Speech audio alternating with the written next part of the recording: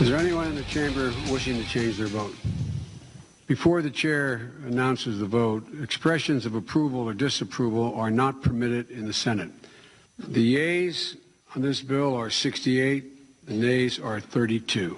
The bill as amended is passed.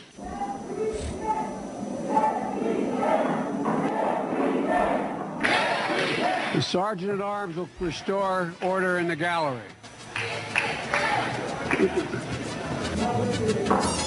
Now, the reason the Sergeant of Arms will restore. the reason the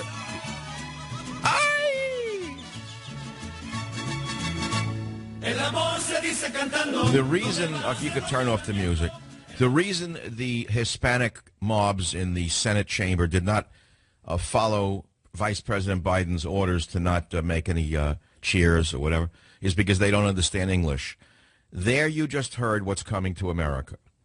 The Vice President of the United States warned the peanut gallery not to make any kind of comment, and yet the Hispanic radical activists from La Raza and the others who want to take over America and make it an appendage of Mexico started chanting, "Yes, we can." And the Vice President said the Sergeant at Arms will restore order in the gallery, and yet they continued to chant because they, A, don't hear the language or don't understand the language or don't respect the language. That's exactly what just happened to your country today. Now, I could go into where is President Scandal in all of this. He's in Africa right now.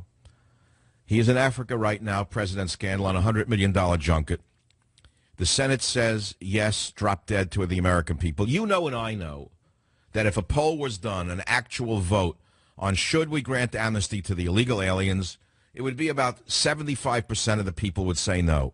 That's if you had voter ID and the illegals themselves were unable to vote.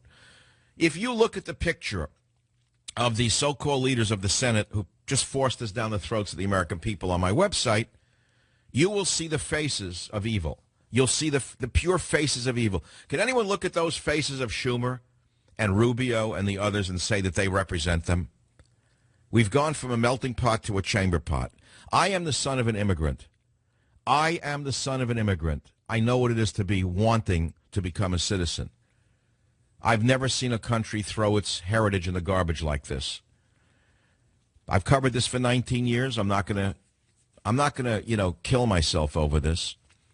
I'm going to talk about it because it now goes to the House, and it's very unlikely that the House of Representatives, which is more, let us say, representative of the will of the people, will pass such a gold-plated pathway to citizenship for the illegal aliens.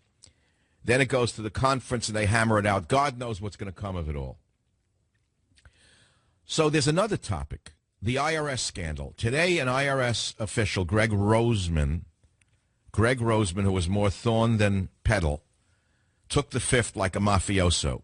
He wouldn't answer any questions, and the despicable Congressman Elijah Cummings let him get away with it without even challenging him. I want you to listen to clip one, and you're gonna be sad to find out you live in a banana republic. Listen to clip one. Mr. Chairman, on the advice of counsel, I respectfully decline to answer any questions and invoke my Fifth Amendment privilege to remain silent. No, I have no questions, as we respect the witness's right to remain silent. I have no... shut up! Get him off. Get him off. That's the big mouth from the Congressional Black Caucus acting holier than thou, saying, oh, it's fine. You can have contempt for Congress. We don't care. This is the country you live in. Can you imagine in your father's day if a person pled the Fifth Amendment who was obviously involved in some kind of criminal act, a congressman saying, that's fine, we accept it. The congressman wouldn't last a day. The FBI would have him out of there in handcuffs. So who was it in the IRS who took the fifth? Well, you never heard of this guy, Gregory Roseman, right? And who is he?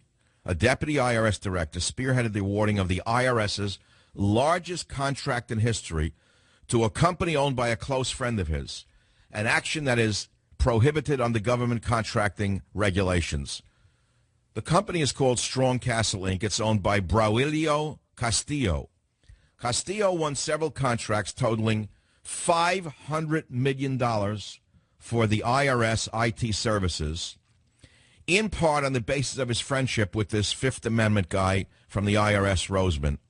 And then listen to this, and then by qualifying for two minority programs which allow disadvantaged applicants a better chance of winning lucrative government contracts.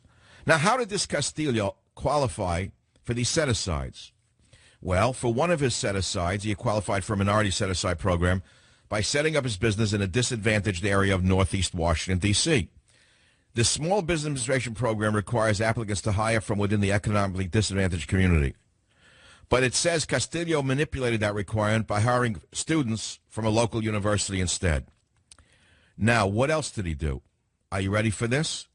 He won entrance into another minority set-aside program run by the VA, the Veterans Administration, that gives disabled vets certain advantages in federal contracting. And what was this man's disability? An ankle twisted during football at the U.S. Military Academy prep school 27 years ago. That prompted a sarcastic reaction at Wednesday's House Oversight Committee hearing from a double amputee. Congresswoman Tammy Duckworth, an Iraq War veteran, said, "I'm so glad that you would be willing to play football in prep school again to protect this great country. Shame on you, Mr. Castillo. Shame on you," she said. As evidence of their close friendship, the committee published messages between the IRS hack, Roseman, and the contractor, Castillo, who got the $500 million contracts. Are you ready for this? I can't even read what they wrote. It's full of homophobic slurs. I can't read them to you on the air. Roseman, who took the fifth, is still employed by the IRS. I'm asking you, ladies and gentlemen, how do you feel living in a banana republic? I'm asking you how you feel living under President's scandal. I've given you two nightmares. I'm going to give you more as the day goes on. Are you ready for the third? Are you ready for the third blow to your heart? Burial at Arlington National Cemetery now among benefits for military same-sex spouses. I didn't say same-sex military personnel.